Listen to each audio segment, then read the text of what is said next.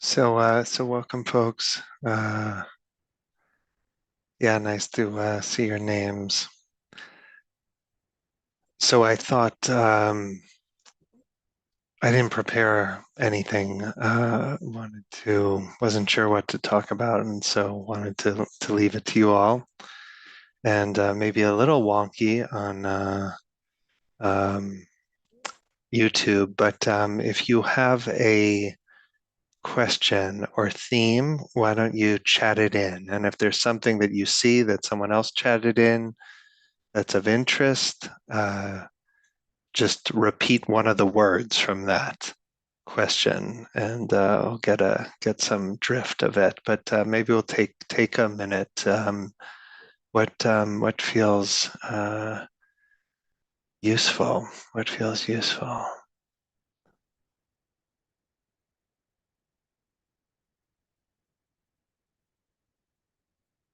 Working with judgment, yeah, choice and freedom, judgment, compassion.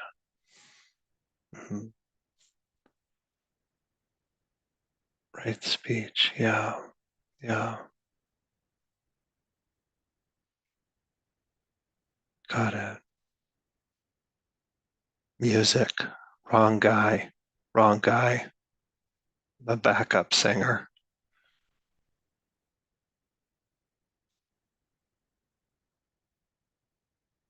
Mhm,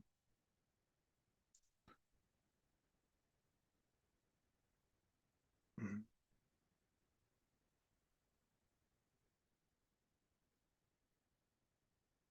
mhm,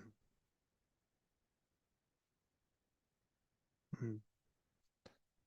Desire and stress, yeah. Mhm,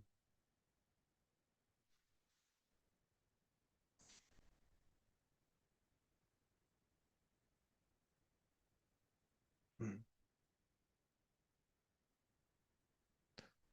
That's helpful to see all this.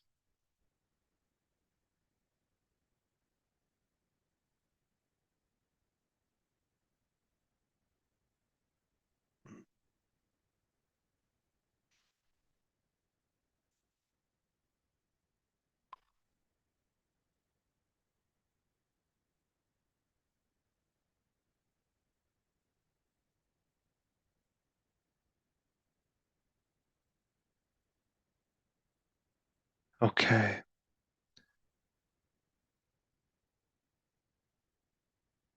Yeah, nice. Okay. Mhm.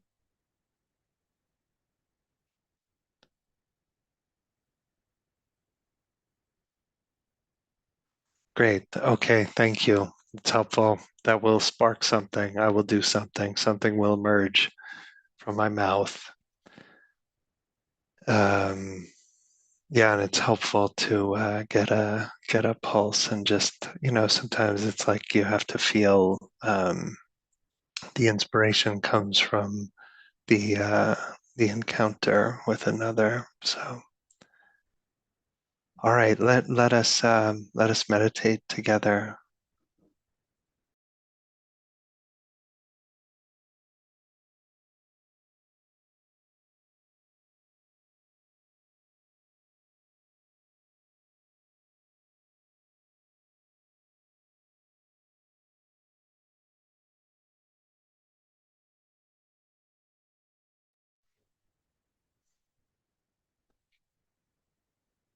Okay, that's good to be with you. And maybe just the chat is enough to have a sense that there's a kind of field here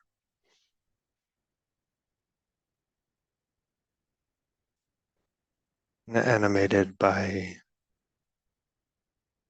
goodwill, the longing for less suffering.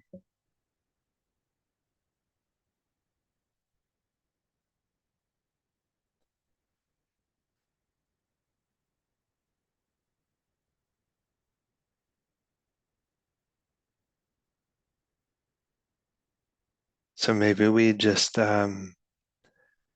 begin and take our posture, a little bit of sweetness on the tongue,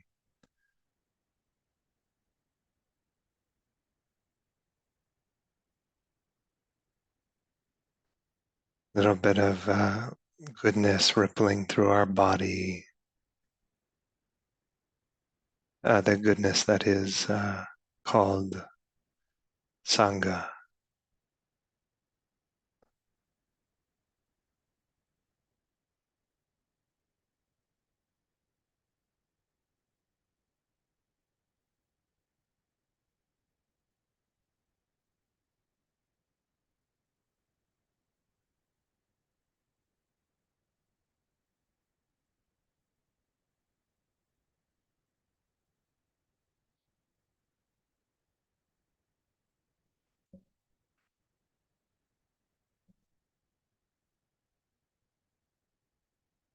We come to be moved by goodness, moved by our own goodness, that of others, by the path.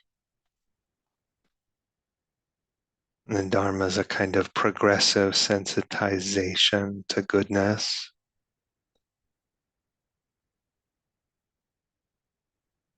The light from that star grows brighter and brighter over the years, decades maybe of practice.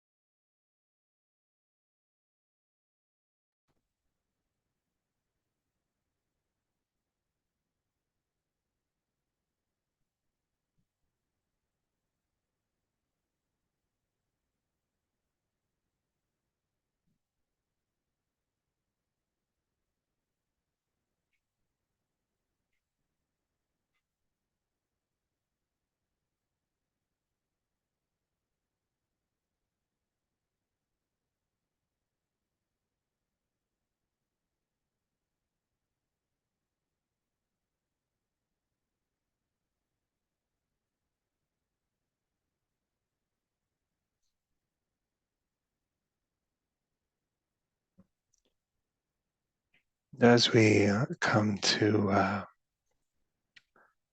into yeah, a sense of goodness, the ordinariness of it.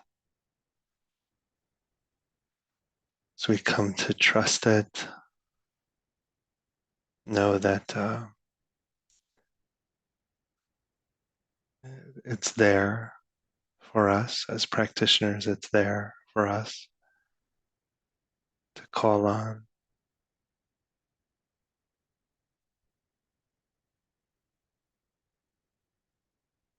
We start to become a little bit less intimidated by the future. It's a little deeper sense of security.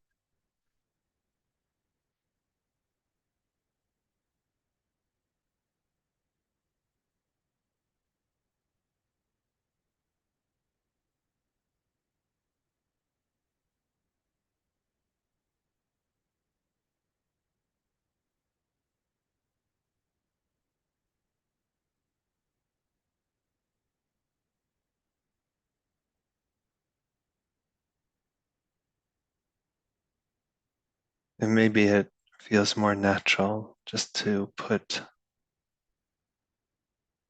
complexity of life down, rest.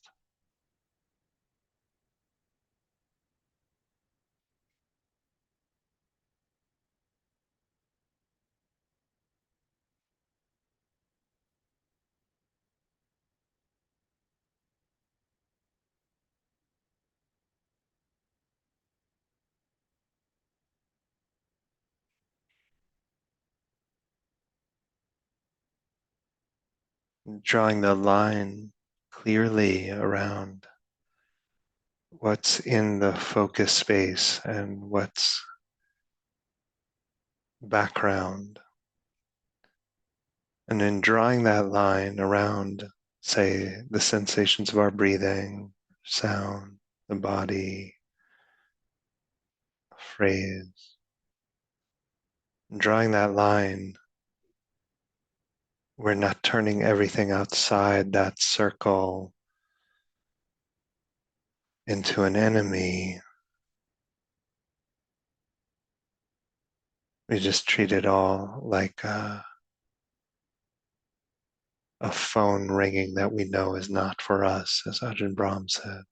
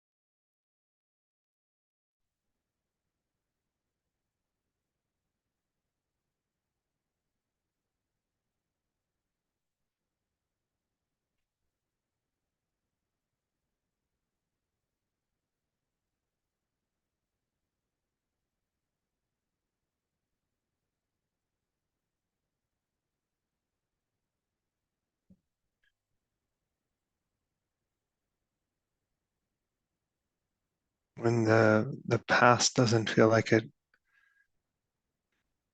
conceals any secrets and our future's unintimidating, it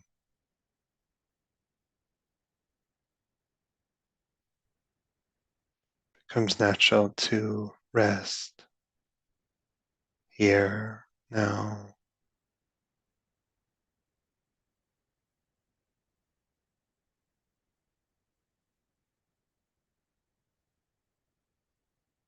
And we don't need to trace out the lessons of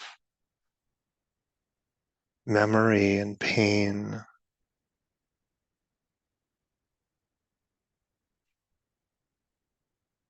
And when we already know how it all ends,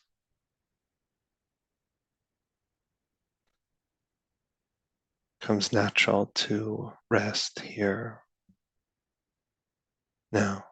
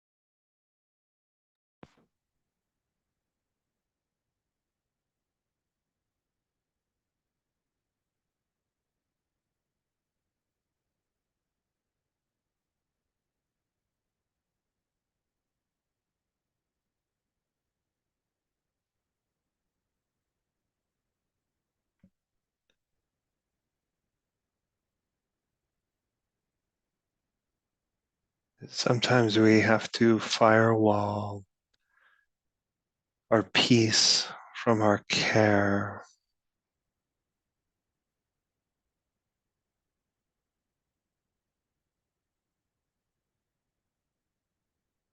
The love, devotion, compassion, service can feel like it's irresponsible to take that off the back burner ever, but there are cycles of love and rest, caring and peace.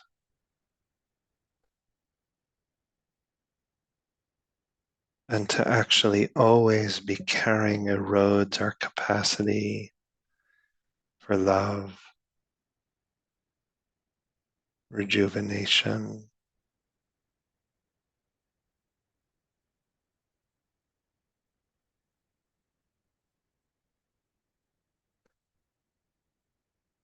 Sometimes our care is actually just a kind of placeholder for an amorphous agitation that would exist even in a utopia.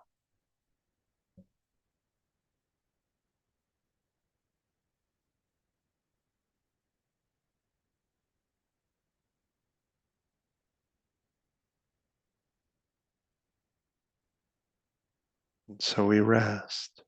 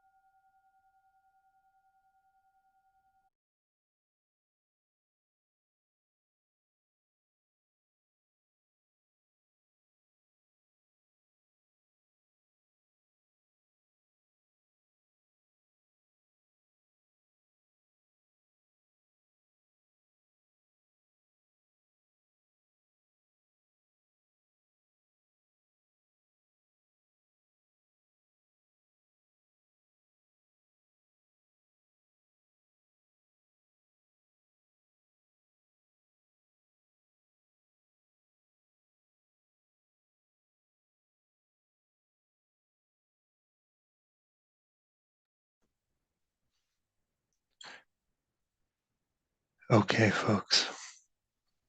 Um,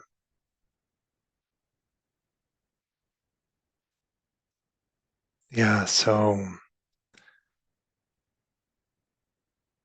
a few questions and inquiries around kind of the political moment, fear, love.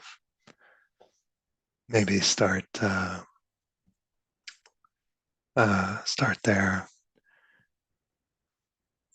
So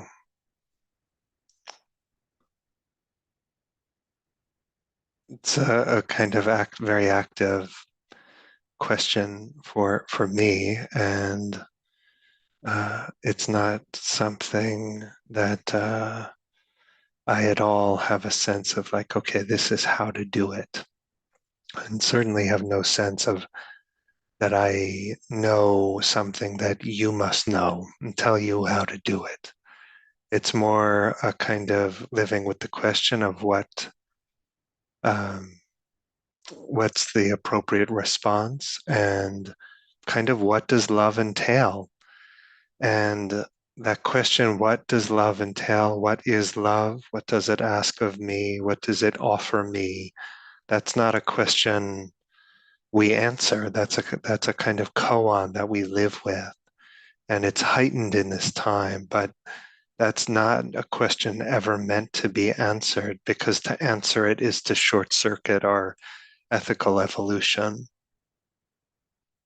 So I want to be balanced. I want to live a balanced life, but at the same time, I don't want to fetishize balance. And so maybe I begin by just saying that um, yeah, some of my moral heroes are not living balanced lives. They're like really going. And sometimes it almost looks like this bourgeois preoccupation for me to care about balance. And yeah, they burn out. That does happen. Or they become nihilistic, or they suffer a lot, or they fall off the horse and have to get back. That's true.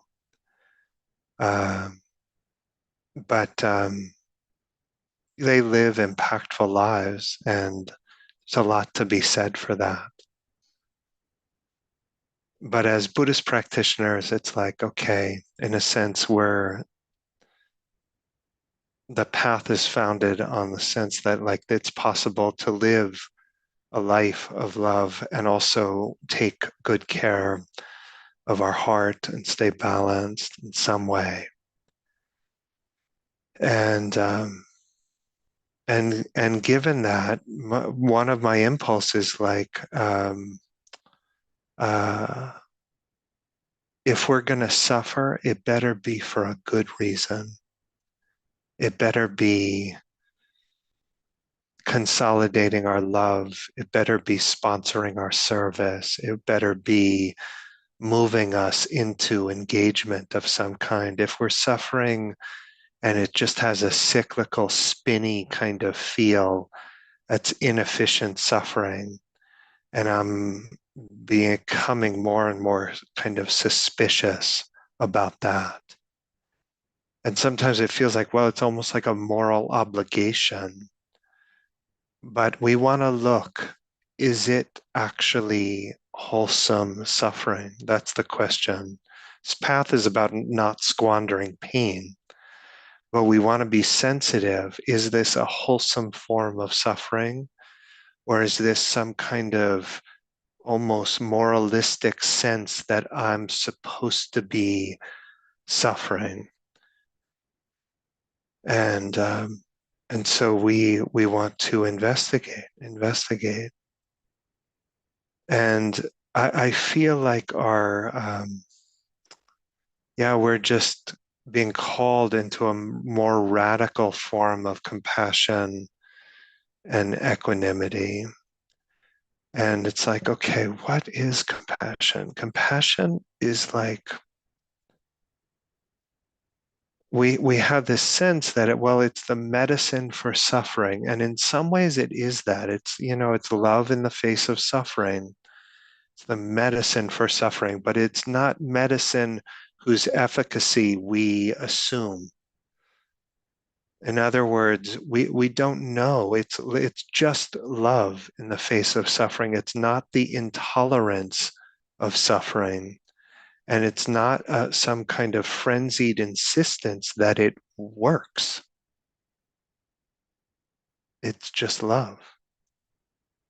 And it's a love that wishes to alleviate suffering. But there's a certain way, and I sort of have glimpses of it in moments when it's almost like the compassion is run through with so much equanimity too. And that doesn't make the love less potent, but it just becomes like very, yeah, vast. And some of the layers of clinging and control that creep into the compassion is distilled out, refined out. That feels very different because a lot of my compassion, I feel like takes is entangled with some measure of control, some way in which I'm at some level refusing the First Noble Truth. If I really got dukkha, maybe that's a question. If we really, really got dukkha, suffering, comprehend suffering, the Buddha says, if we got that deeply, what would that do to our compassion?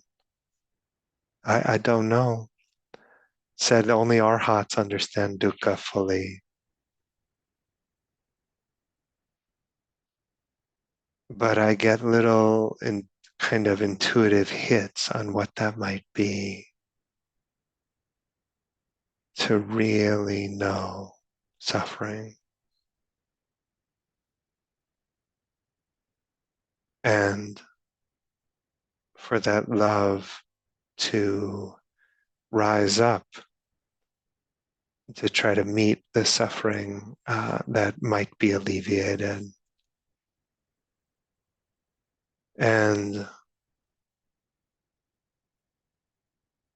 that entails a kind of refining our relationship with helplessness, which I've been talking about a lot, I feel like, for, I don't know, a couple of years, few years, maybe.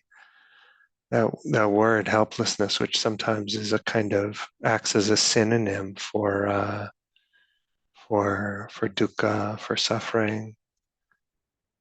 And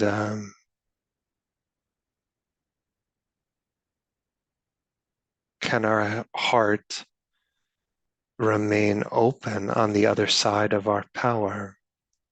Or is love reserved for only times when it can be exercised? Is love reserved only for times when we can make some move?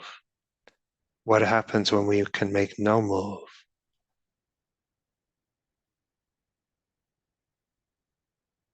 I want my heart to still be capable of something in those moments.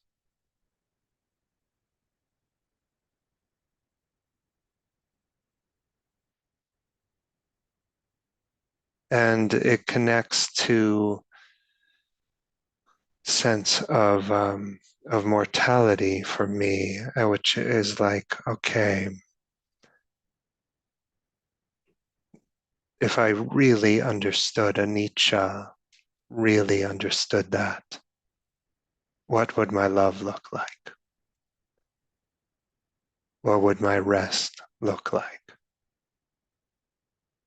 And sometimes I've said, that famous refrain from Ajahn Chah, this cup, which was not broken, is already broken, right? And and then goes on to say, when it does break, break. My heart won't break with it because I know it's already broken. Very beautiful, poetic way of expressing the depth of realization around anicca. And we trace that out and we might say, I'm already dead.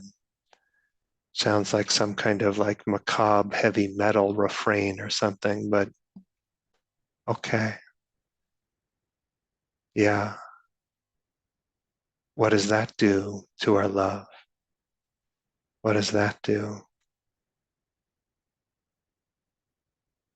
Gets a little sober, but also wild, nothing left to lose.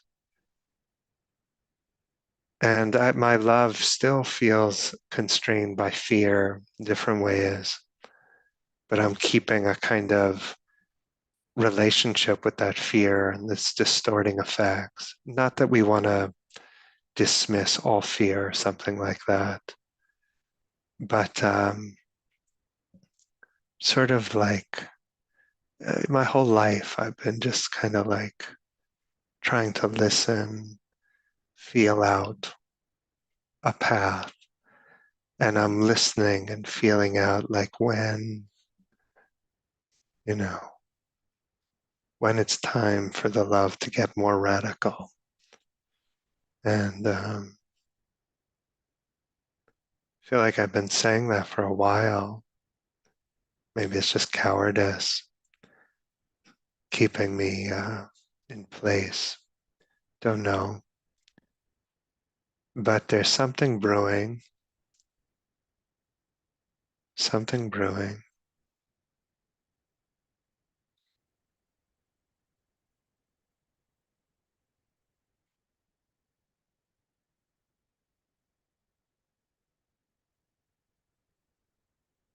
Mm.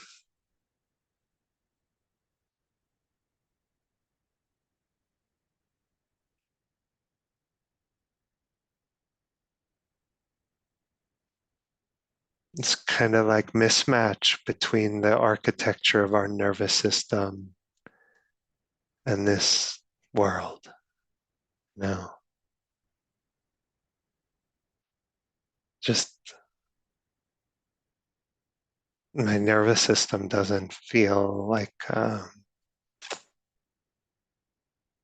tolerant of loving in the way I wish to love, you know, and caring about what warrants our care.